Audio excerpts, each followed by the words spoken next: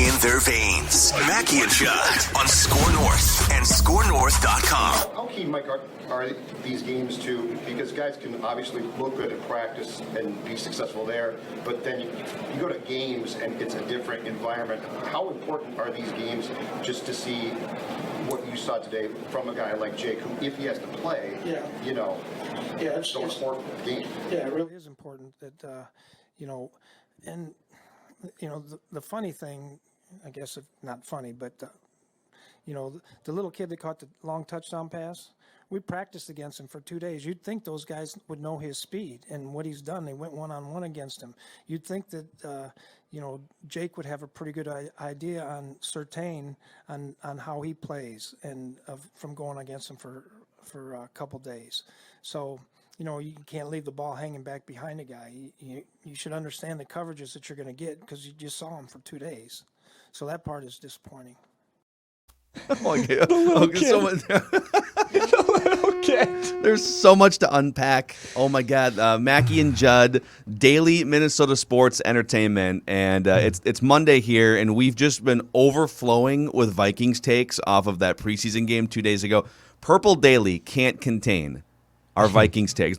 We have overflowing, copious amounts of Vikings takes. So Judd, before we get to your leftover takeaways from preseason game 1 here, and we'll get to some statements on this Monday.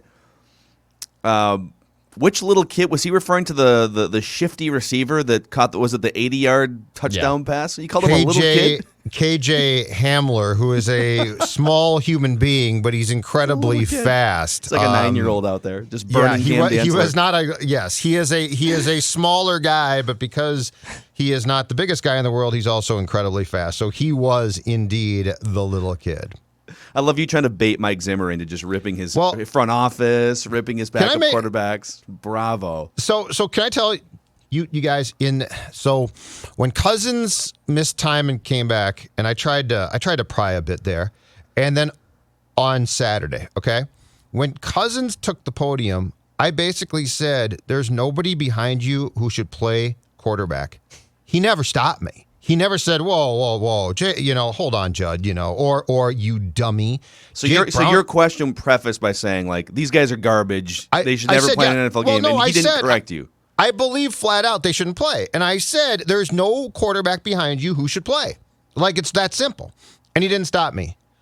The end of my question to Mike there was, you don't want to have to put Jake Browning in and forfeit.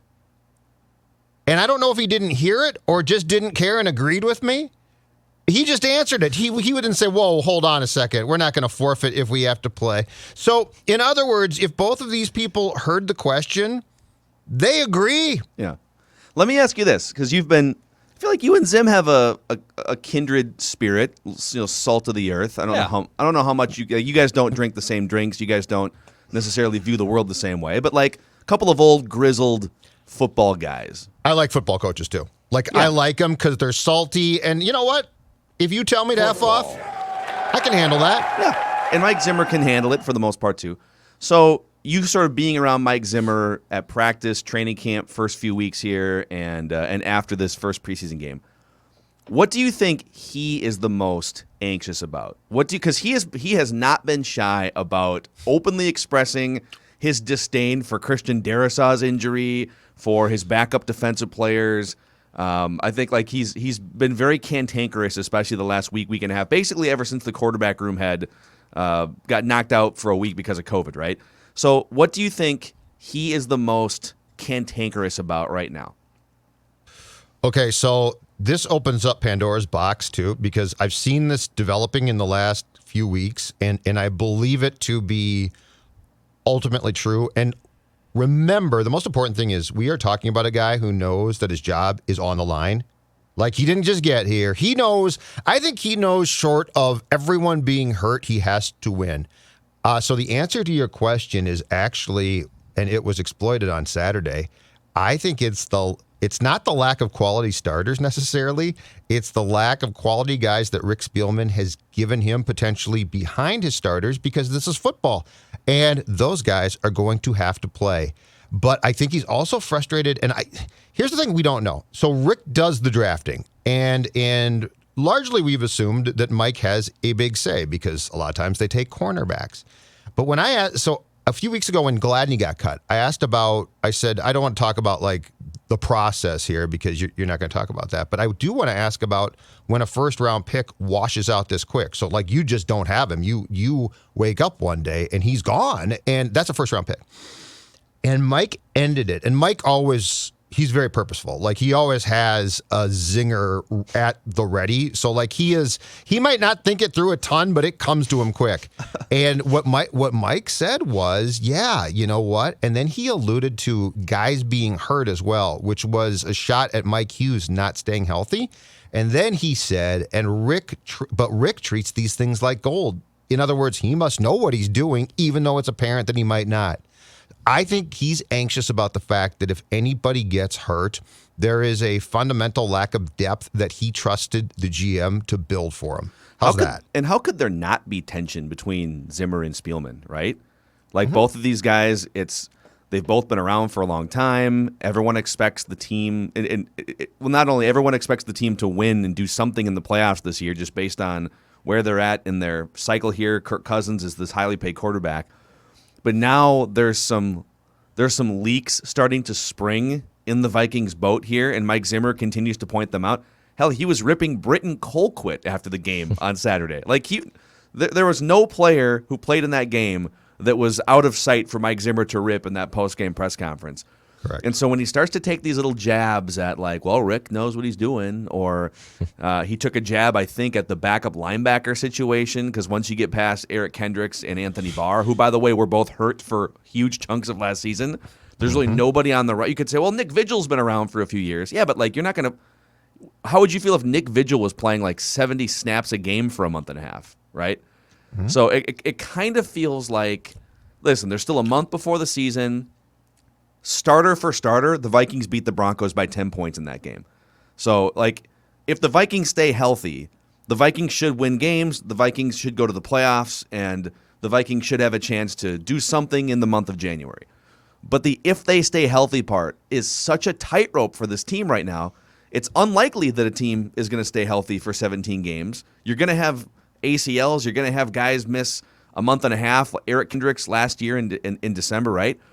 And so what happens once those guys start missing time? Inevitably, because this is National Football League football.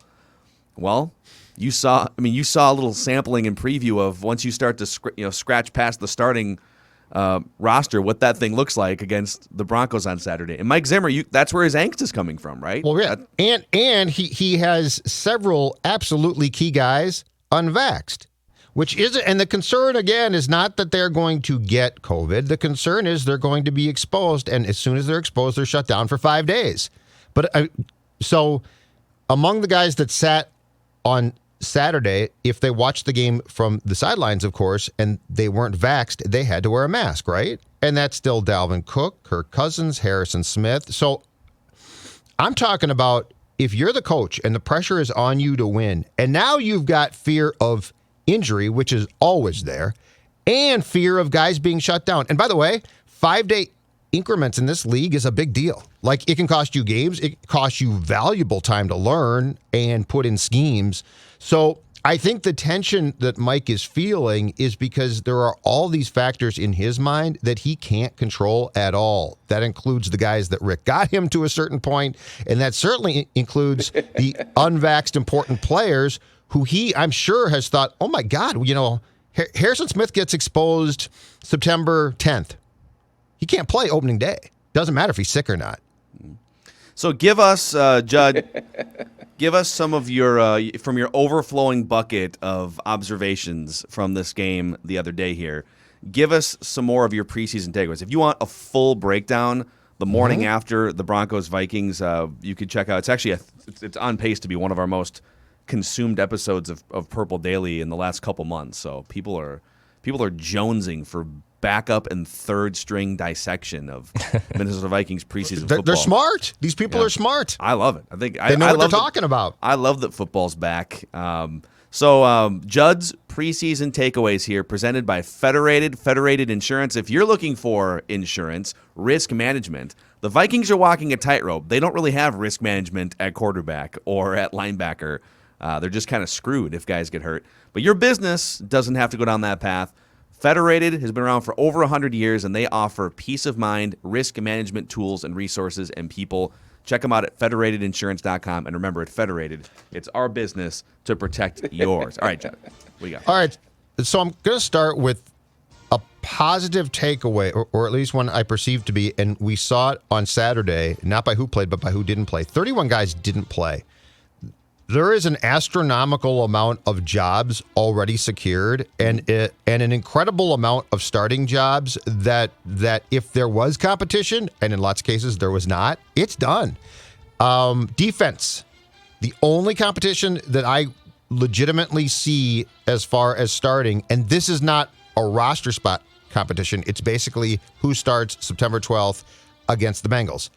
Weatherly or Wanham. And both of them played with Daniil out on Saturday. Both of them played on Saturday.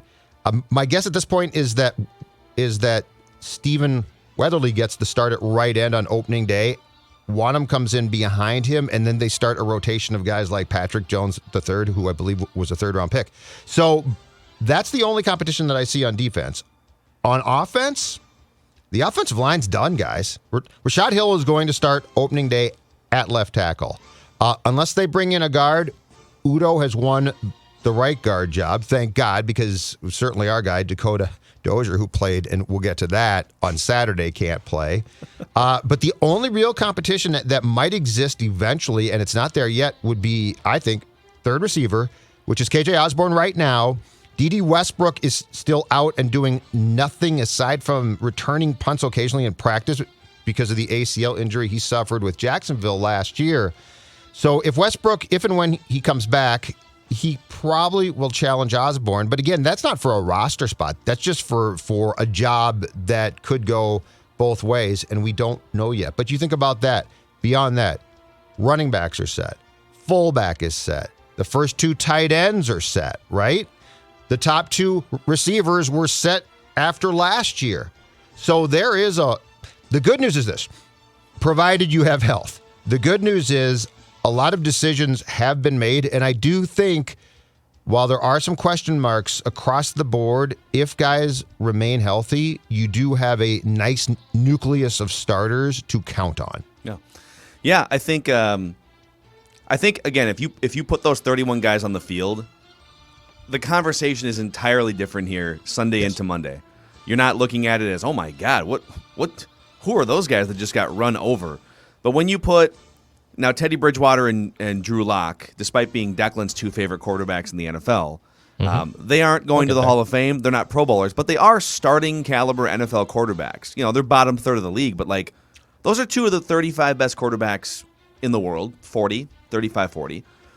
And so if you were to tell me before that game started, hey, the Vikings are going to be without 31, basically their 31 best players, and they're going to put quarterbacks out there who've never played in the NFL before, outside of Jake Browning playing some snaps in preseason 2 years ago. And they're going to go up against some starters and two quarterbacks who have dozens of NFL starts in their careers. Of course the Vikings are going to get probably waxed in that game. So I'm trying to parse apart like how bad they got their asses kicked and the way that some of those players looked. You bring up Dakota Dozier, though. That dude is an NFL veteran offensive lineman playing against backups and got trucked multiple times, got flagged for a holding call in the end zone for a safety, and came up with one of the worst PFF grades of any player in the league at any position on Saturday. Yeah, this can't continue. Like that. What are they just doing today? Make the move. Unreal, dude. We're less than a month from the season, and he is like one tweaked ankle in practice for Oli Udo away from starting in week 1. No, yeah. So the first cut down has to be made by 3:00 Central tomorrow, and it's going to go from 90 to 85. He's not going to make. He's not. You think he's going to get cut the first? I hope he should. The first. I don't know, dude. The Vikings cut two guys or waived two guys on Sunday. They waived a backup long snapper who I don't think I saw, and they waived a defensive end, Jordan Brailford, I believe. Okay, So you've got 3 more guys that have to be let go by 3 o'clock tomorrow. And I'm begging the Vikings. I'm begging them. I'm sitting here appealing to Spielman and Zimmer and Brzezinski and anyone who will listen to me.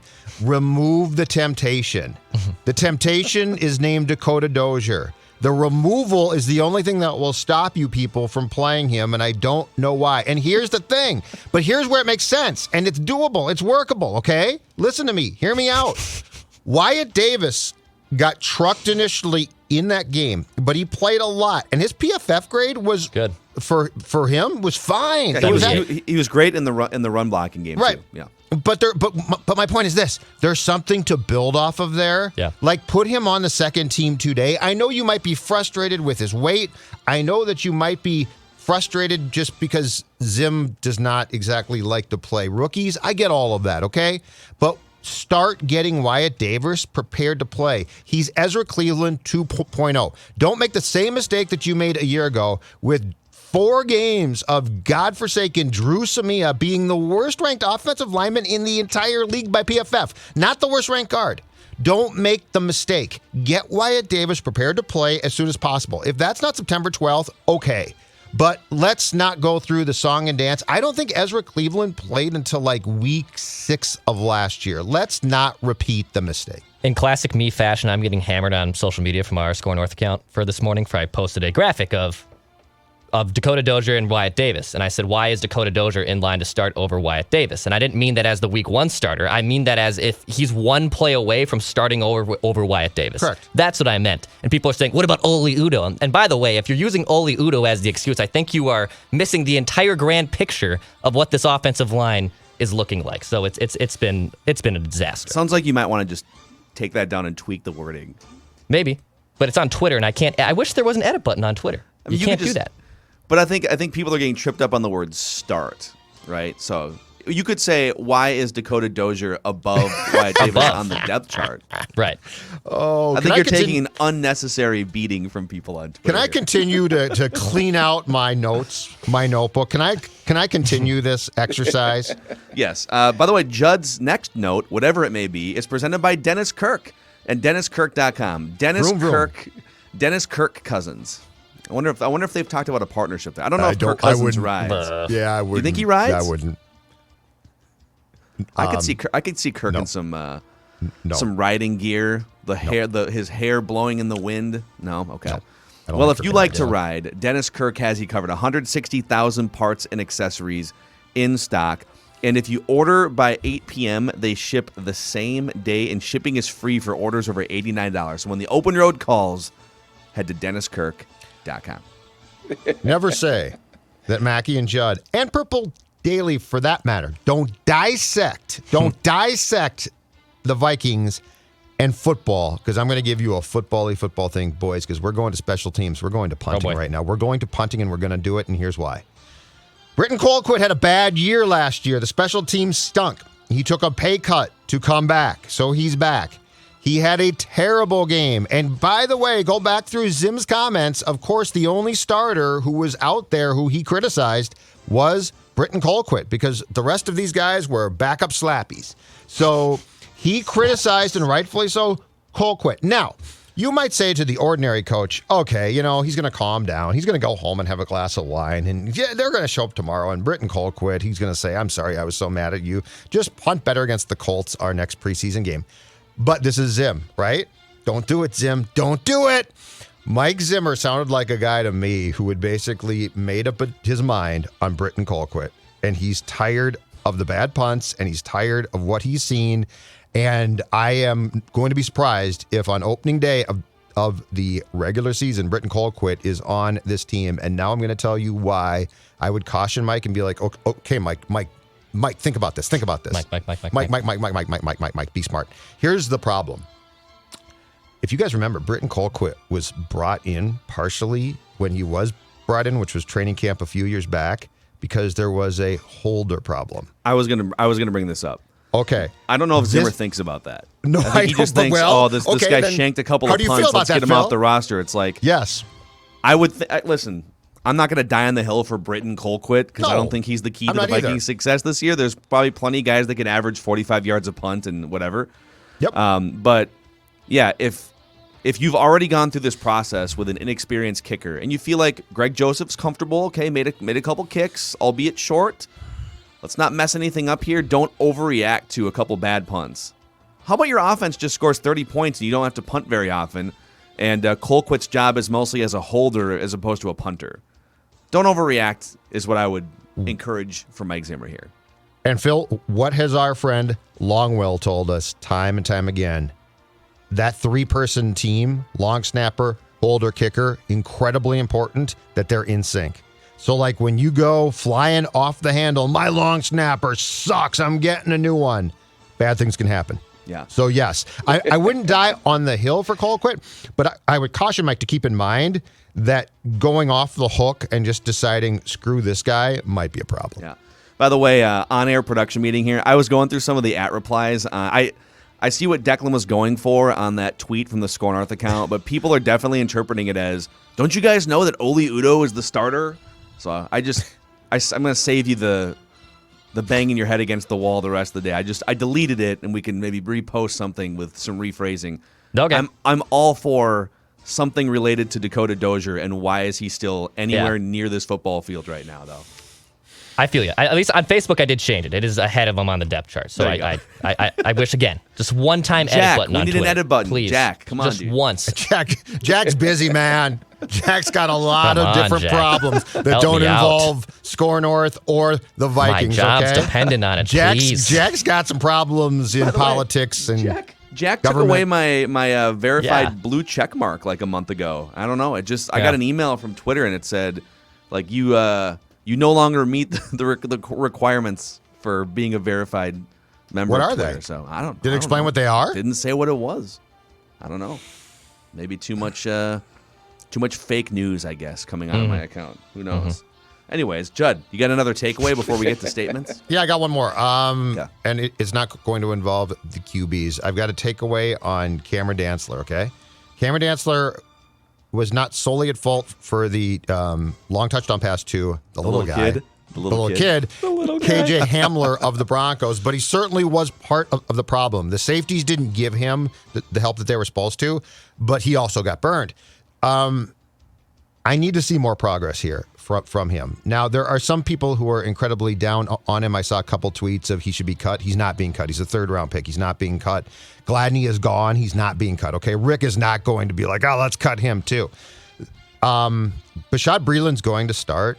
I don't know how good Bashad Breeland is going to be. I will say this. If you look up the statistics from the last few years, Patrick Peterson and Bashad Breeland tend to take a lot of penalties, which is going to drive Zim crazy. Yeah. My point being is Cameron Dantzler needs to be prepared to play.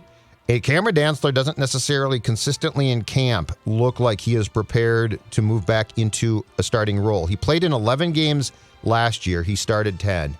Cameron Dantzler needs to pick it up. He's not being cut. He shouldn't be cut. Is he taking this hard? Like, is he?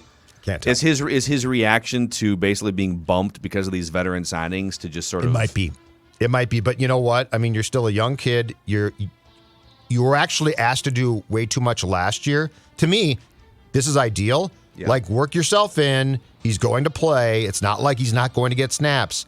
But he's too important to what they're ultimately probably going to do, because a cornerback is going to get hurt. Like, something's going to happen, and he's going to be the next guy up. I need to see more from him. I don't need to threaten him. I don't need to say he should be cut. But he's too important of reserve to be like, oh, that's fine. That's not fine. Let me ask you this. All right, just a fun little hypothetical. Go back in retrospect. So the Vikings do have some cap space left here. They continue to carve cap space out sort of as the offseason went along. So they have some cap space. If you could go back right now, Patrick Peterson's making $10 million, I think, right? $10 million this year? I think with bonuses, yeah. Would you swap out Patrick Peterson for Joe Thuney, the top free agent offensive guard? Oh, yeah. In a heartbeat. Because if you take away Patrick Peterson's $10 million, Yeah. I think Thuney's contract is, and I don't know, I'd have to go look and see like what the annual cap hits are, but it's a multi-year deal with the Kansas City Chiefs, and it's for like $16 or $17 million a year or something, which at the time of free agency, the Vikings were like $12 million over the cap, had to carve out. They didn't have enough money to really get in that mix. And maybe Tooney wanted to play for a team that could have a better chance to win a Super Bowl, which I think everyone would agree the Chiefs do have a better chance. But is that not enough? Like, that's what I wonder. It's like, I know that the Vikings, they're reacting to the 5 touchdowns that Alvin Kamara scored, and they're reacting to, just like their defense was a disaster last year. But ultimately, I think the thing that's going to wind up biting them the most is the offensive line again.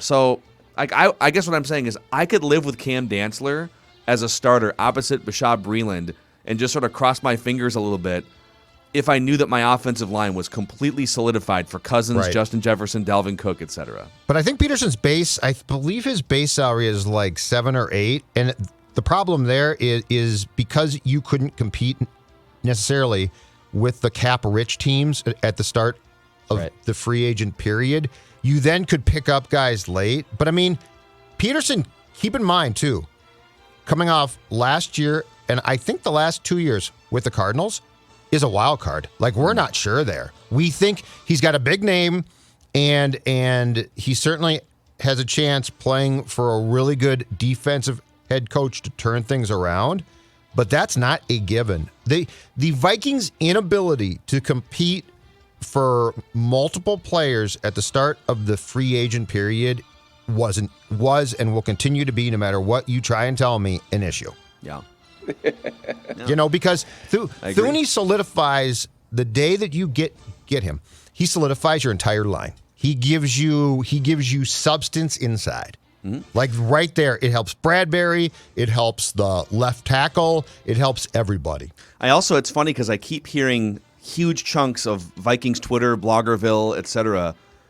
I keep hearing, well, I mean, what do you want them to do? They used blue chip draft capital to fix the offensive line. That was what they chose to do. They chose to fix the defense in free agency and the offensive line through the draft, which I would say 2 things. Number one, well, you're kind of crossing your fingers that rookie offensive linemen Christian Darrisaw and Wyatt Davis, or inexperienced Oli Udoh, right, who was a draft pick a couple years ago, you're banking on like inexperienced guys coming into a win now season and just playing at their peak or close to it, right?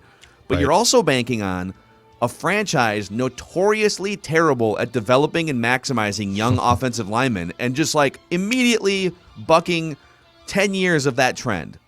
And I go back to the conversation that Judd and I had years ago with Derek Falvey when Falvey and Levine were new with the Twins. And Falvey referenced a discussion with Theo Epstein, who he had built a relationship with. And Theo Epstein came to Falvey one time and said, honestly, man, like, as much accolades as I get for building, World Series teams, Boston and Chicago, I just like don't have a great feel for developing pitching. And so, A, I would take some advice from Cleveland, but B, I tend to just trade assets for established pitchers because we're not good at it. Like, we'd rather trade for, David Price or whatever than like try to develop our own. And that's the advice I would give the Vikings at this point. Going forward, if Rick Spielman is indeed the GM going forward after 2021, you're not good at developing offensive linemen. And so use either your money or your draft picks to acquire already established offensive linemen and go forward that way. So I just think you're putting a ton of eggs in the basket of develop young offensive linemen and hope that they can peak in 2021.